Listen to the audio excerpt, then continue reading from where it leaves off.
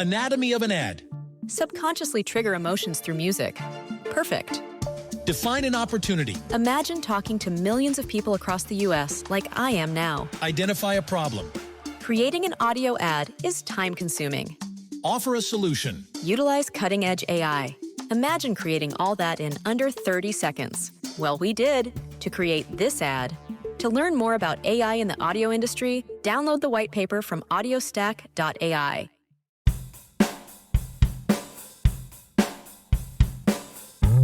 Today, I want to talk to you as sort of a follow-up on the most recent episode of the Authentic Health Fridays podcast that I do with Dr. Gus.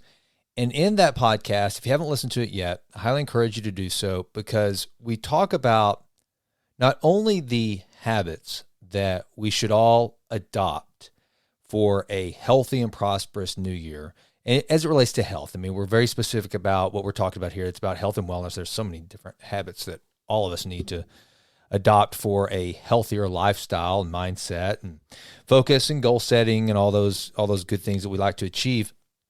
But in this particular episode, what we talked about was not just the habits for good health, but also how to create habits. And the reason why this is so important is because so many people are going to be starting New Year's resolutions, or they already have, and they're fired up, and it's so great. I mean, I get excited thinking about all these people at this time of the year that are truly pushing themselves to be better than they have been in the past, and there's some sort of a newness about a new year that makes us want to set new goals and in a way transform from who we were in 2023 or the prior year, whatever that year is, to something new, something better. Most of us, I don't think want to go backwards and set resolutions to be worse than we were in the previous year. So I think it's a really good thing.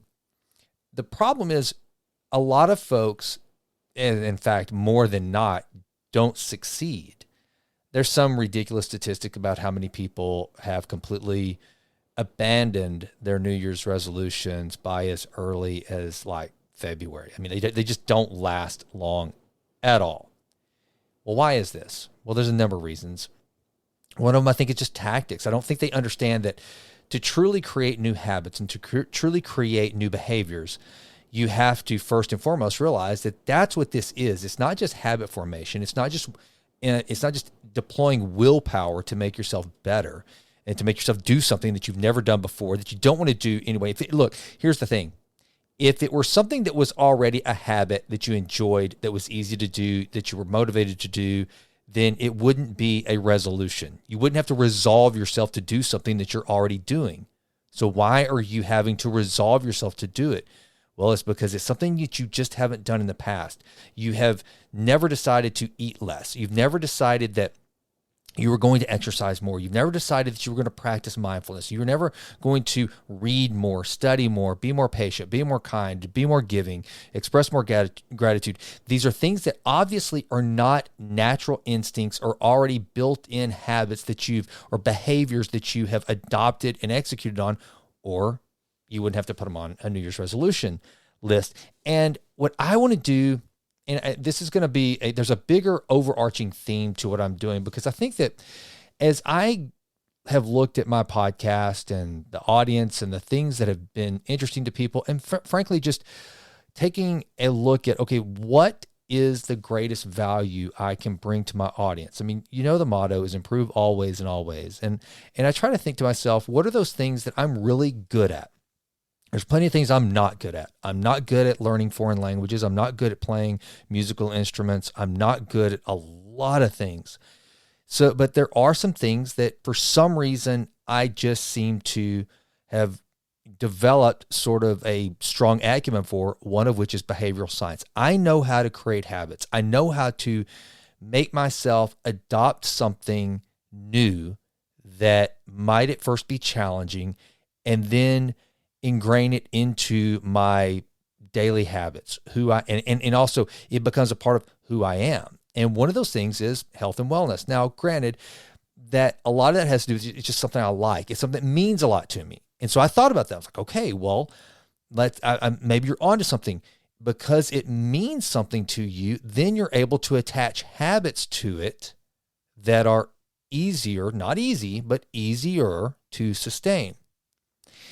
And so it kind of a light bulb went off. And so, I've developed this course a while back, a couple of years ago, called Massively Transformative Habits.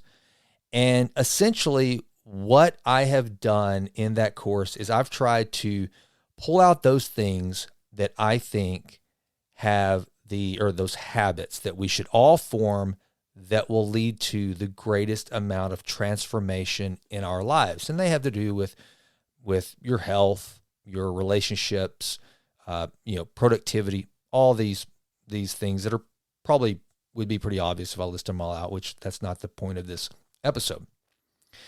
But I thought before we even get into this new year, and before we start the resolutions, there's something that I would ask you to do right now. While hopefully, if you are somebody who has set some resolutions for yourself, I hope that you'll take a step back and start and add what I'm about to talk about in this episode. And I'll probably put some things in the show notes to help you work through this. But I want you to go through this exercise and use it as a companion to your resolutions. Okay, so I told you that I like to identify habits that I want to form that are going to be massively transformative, that are going to really transform me into something massively better than what I am. I don't want to just kind of work around the edges and do something that's going to kind of make me better. No, I mean I'm a 48-year-old who wants to feel like a 28-year-old. I want to jump higher, run faster, sleep better, be more loving, be more patient, be more productive than anyone my age. My Rylan and Abby always laugh at me. One of the things that really frustrates me is when people say, "Oh, you look really good for a 48-year-old or for a middle-aged dude." No, I don't want that. I want to be someone who is so massively transformed that I look really good for anyone at any age. And when I say good, and that sounds so vain and shallow, I mean healthy. My skin's bright. I'm happy. I'm joyful. There's a smile on my face. Hopefully most of the wrinkles are caused by smile lines. That's what I'm talking about here. And as I thought about that, I thought, well, before you can really get a habit or a resolution that later becomes a habit to really stick and take hold, it's going to take something else. It's not just before you can get to the massively transformative habit, you got to get to your massively transformative purpose. There has to be an overarching, massively transformative purpose to why you are pursuing this massively transformative habit. The MTP is something that is used by Peter Diamandis, who is one of the, he's the founder of the X Prize and Singular University. He's a brilliant futurist thinker. He's partnered with Stephen Kotler on numerous books, my favorite being Bold, and I highly recommend the book. And essentially, the way Peter Diamandis describes the MTP is this world-changing idea that is so powerful that you start to align all of your tasks and your projects and the things that you're pursuing around this massively transformative purpose. And I mean, it's huge. It's so big. It's like curing all world hunger. It's like curing cancer. It is the moonshot. It is taking yourself to a level of thinking that is beyond what most of us can even really comprehend. It's like the moonshot of your life. And it means so much to you that you will like devote resources of time, energy, money, whatever it takes to pursue this huge purposeful event that you have determined is your massively transformative purpose. And obviously transform by its nature is to change, right? It's to transform from something to something. And so I think that if we're really going to be able to create a massively transformative habit, or call it your MTR, your massively transformative resolution, you've got to have a massively transformative purpose. So that begs the question, why?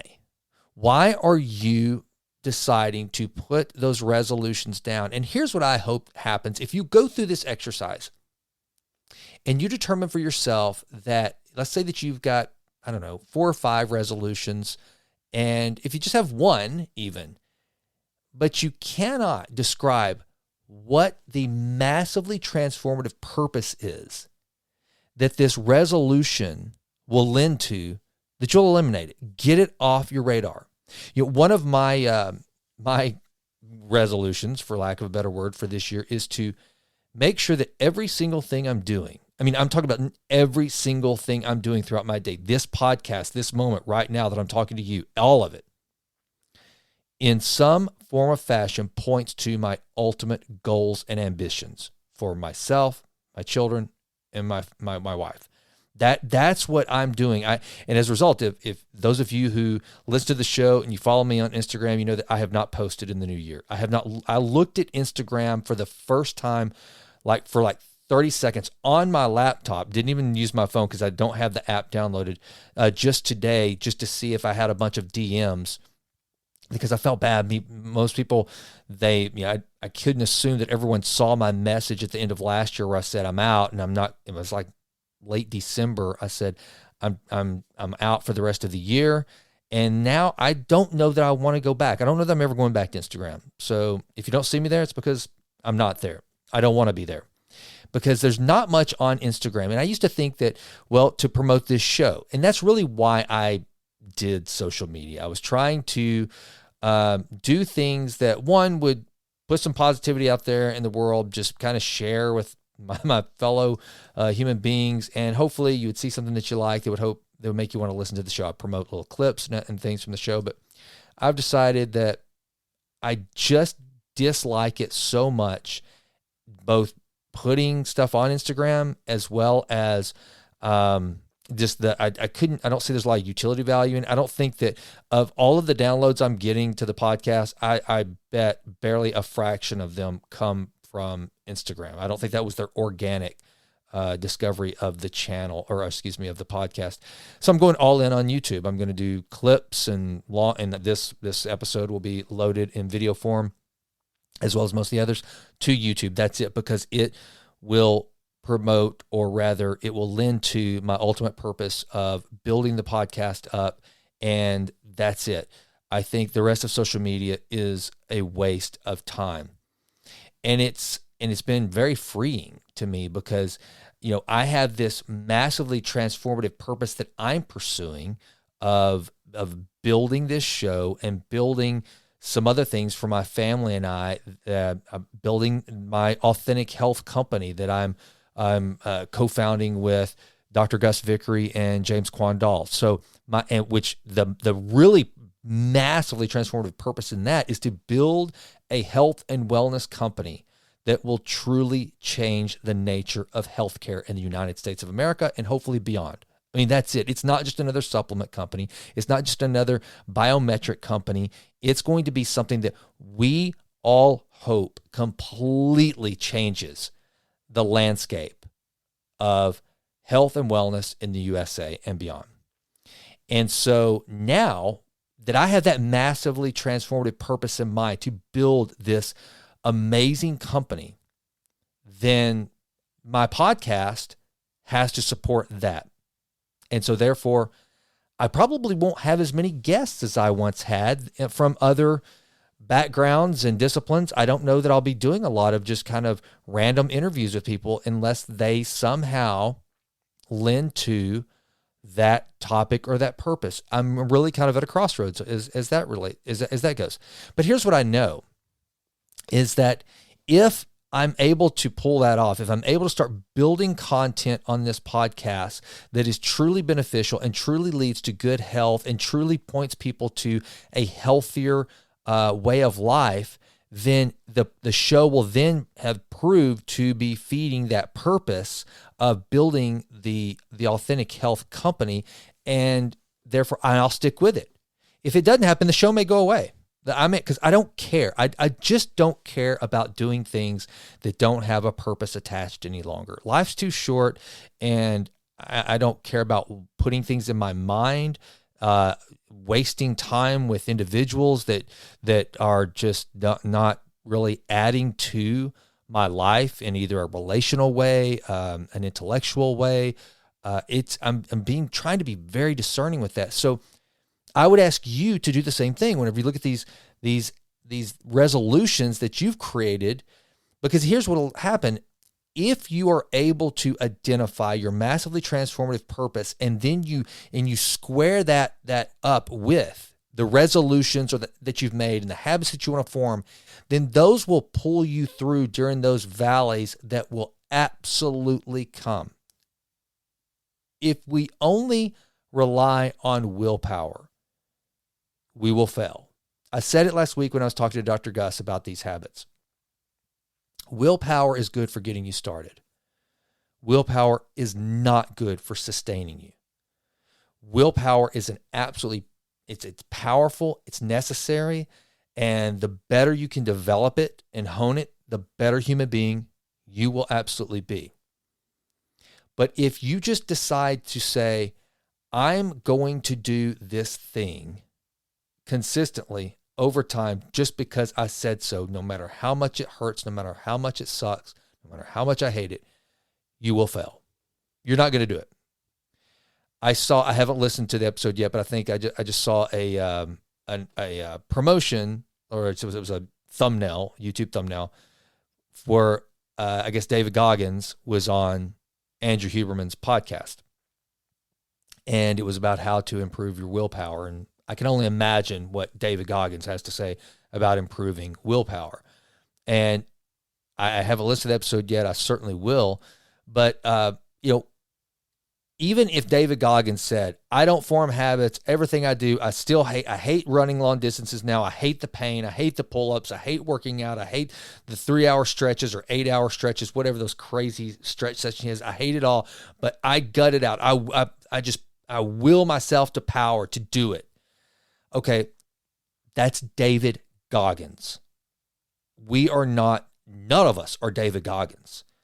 But I think that as you listen to the episode, I'm just assuming, just based on what I know and absolutely respect about David Goggins, is that it's probably going to be more of the case that you're going to figure out that he's got an identity that he has built within himself. So his habits and his actions are all, the willpower works because it causes him to sustain the identity that he's assumed for himself. He had a massively transformative purpose to become a Navy SEAL, to lose the fat and to not be the miserable, depressed, kid that had been abused by a father when he was young and had taken racial discrimination throughout his young life. He determined to transform into a healthy warrior, someone that was much different than what he was. He had this massive purpose, and look where it's gotten him. And I think that David Goggins is a great example of what I'm talking about here, is that whenever you identify this massively transformative purpose, then it can make you transform into something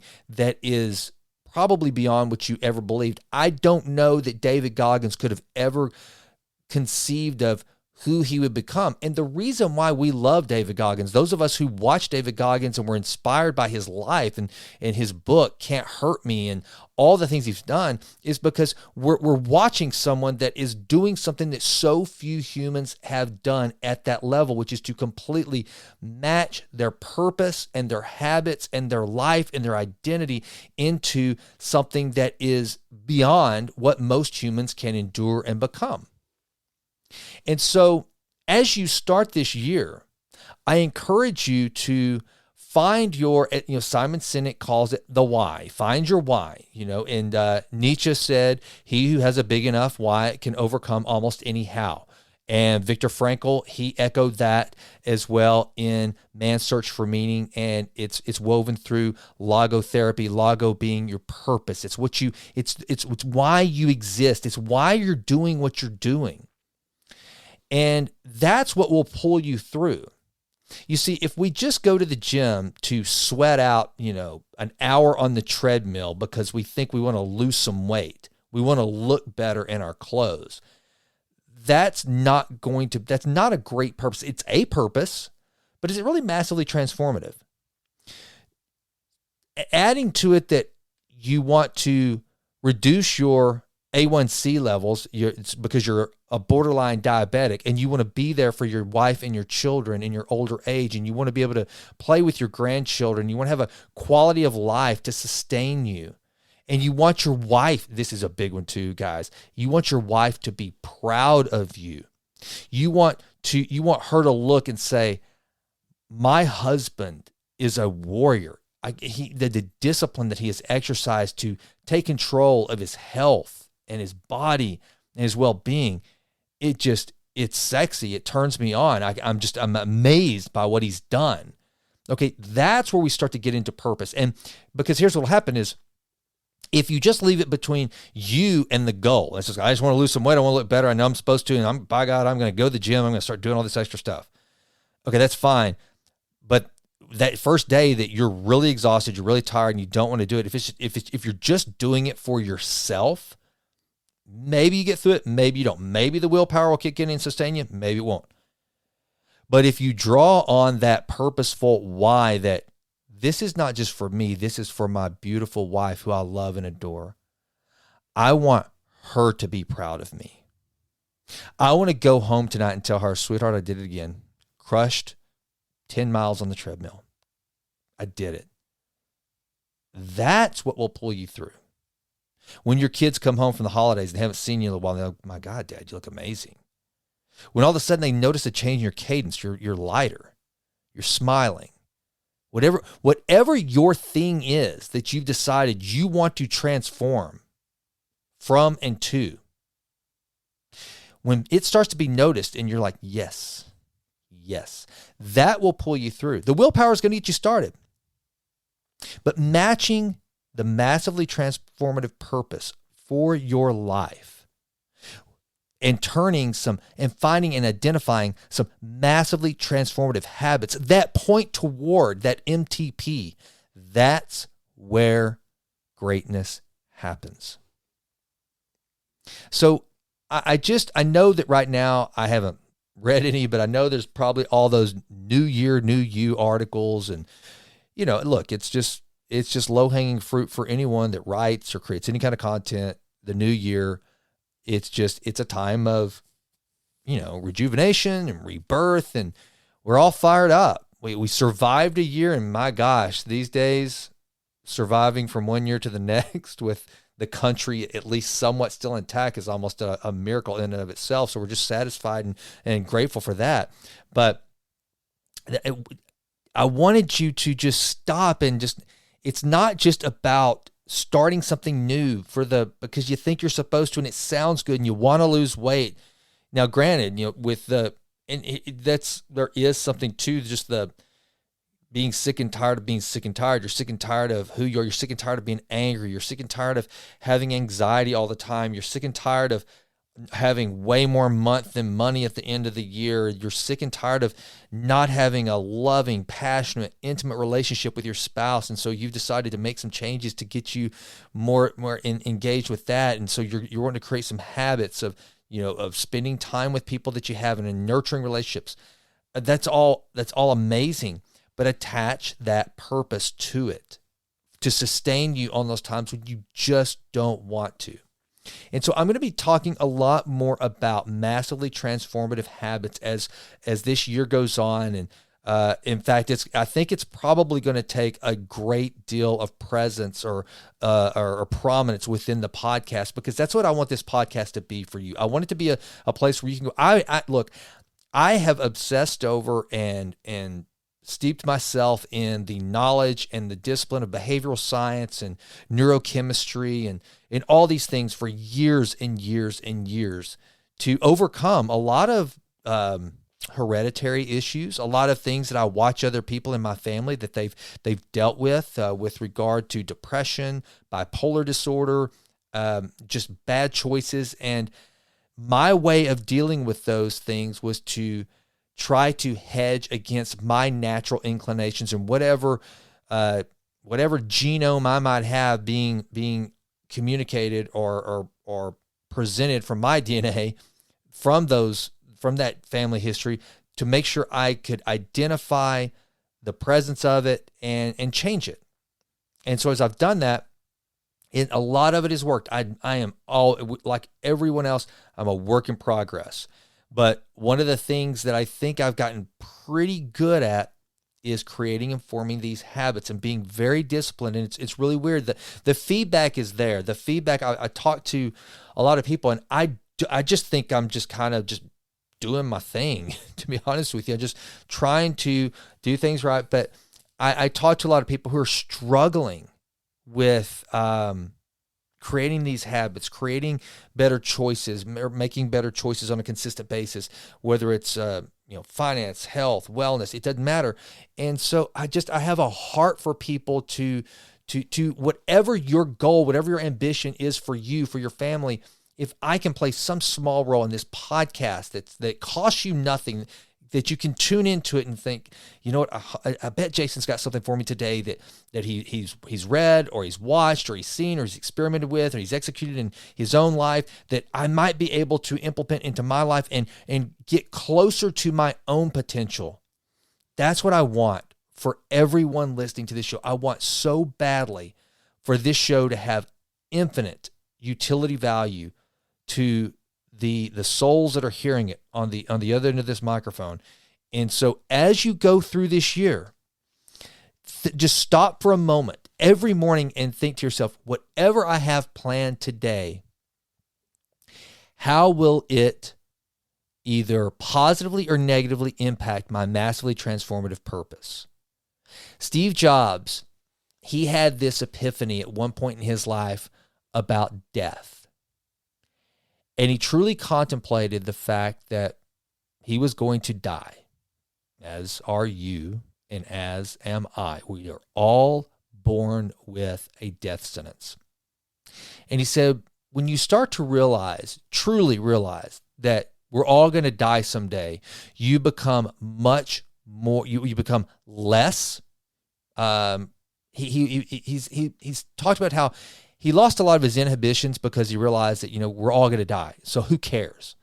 You got to get in what you can while you can. And look at how he lived his life. Now, some of that manifested itself in a pretty bad ways. I mean, he wasn't the most pleasant guy. I get it. But he also kind of achieved things that a lot of us would only dream of, but he did it because he realized, I'm going to die one day. I'm going to say what I have to say. I'm going to do what I think I need to do. I'm not going to just sit and leave it in the hands of other people. And I'm not going to worry about my reputation. I'm not going to worry about so much about, well, I look stupid. Is this, whatever. I'm going to die someday. So I got to do it now. And I'm not there yet. I'm telling you, I'm not there yet. I always wonder with somebody like Steve Jobs, it's kind of the chicken or the egg thing.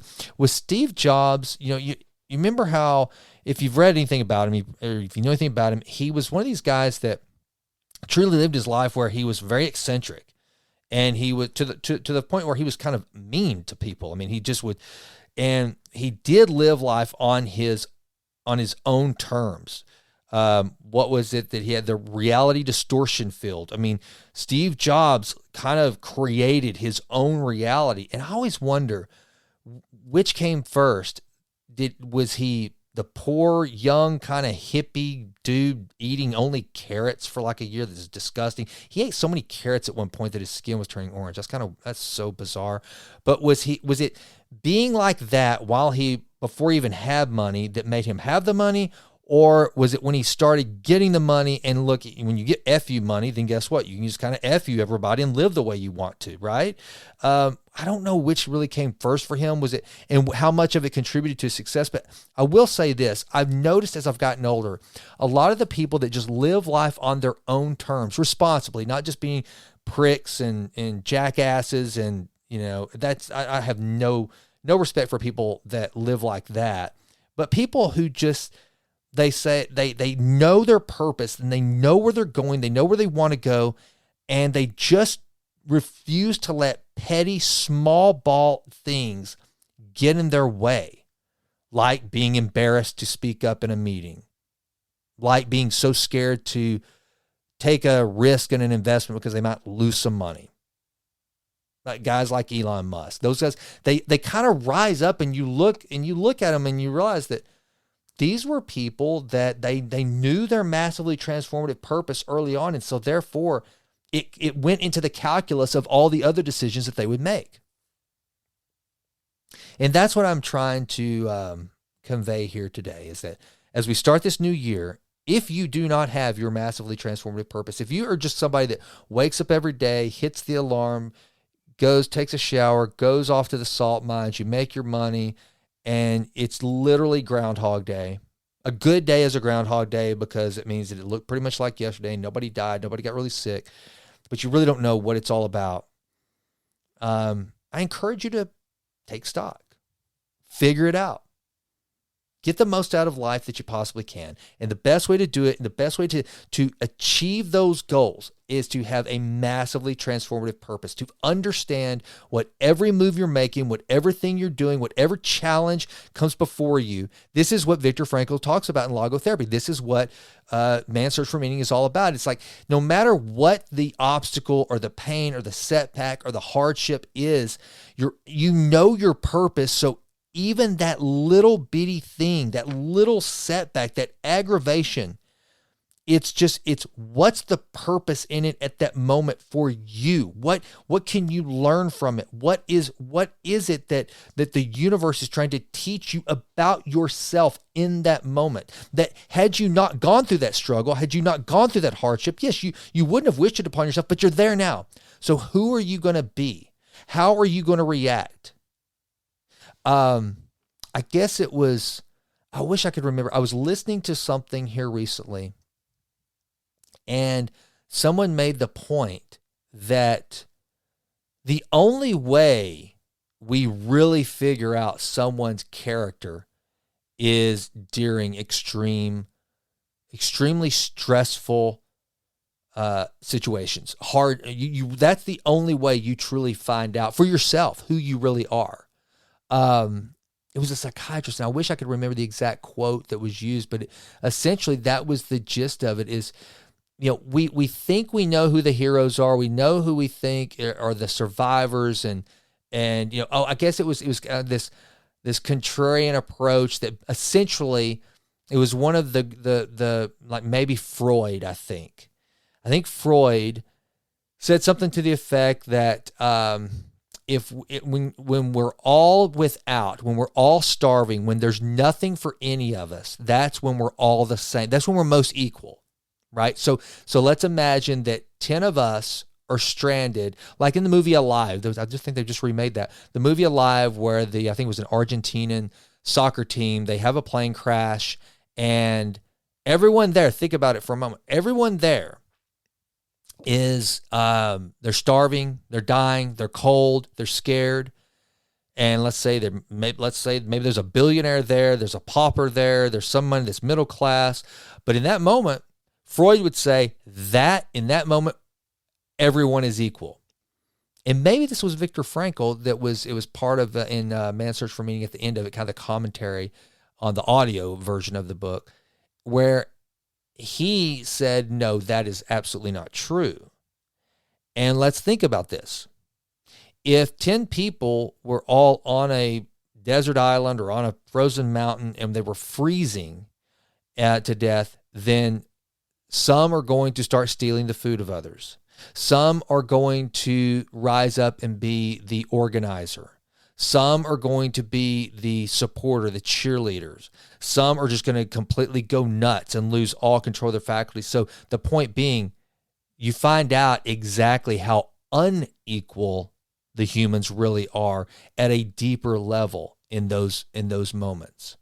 I bring that up because we hope we don't have to simulate those situations, but as you go through your life, be digging in to see in your own struggles and take note of what type of person you are so that you will know how you may react when the time comes. And if you have that massively transformative purpose, it will be a North Star for you. It will be a North Star in those moments of struggle and setback and pain and anguish. So I know I went a little deep there, just with regard to New Year's resolutions, but I just think that right now, while we're all fired up and excited about it, take advantage of that. But go deeper, definitely go deeper, and figure out for yourself what's your massively transformative purpose. Because if you can do that, it'll help you to save more money. It will help you to eat better. It will help you to exercise more. It'll help you to love harder. It'll help you to be more calm. It'll help you to pick up a book when you don't want to. It'll help you to go to bed earlier when you don't want to. It'll help you to put down that drink when you don't want to. Find your massively transformative purpose. Develop some massively transformative habits that support that purpose, and live a massively transformed life. This, my friends, is one of the best ways to improve. Always, in all ways. Happy New Year. I'm Jason, and I'm out.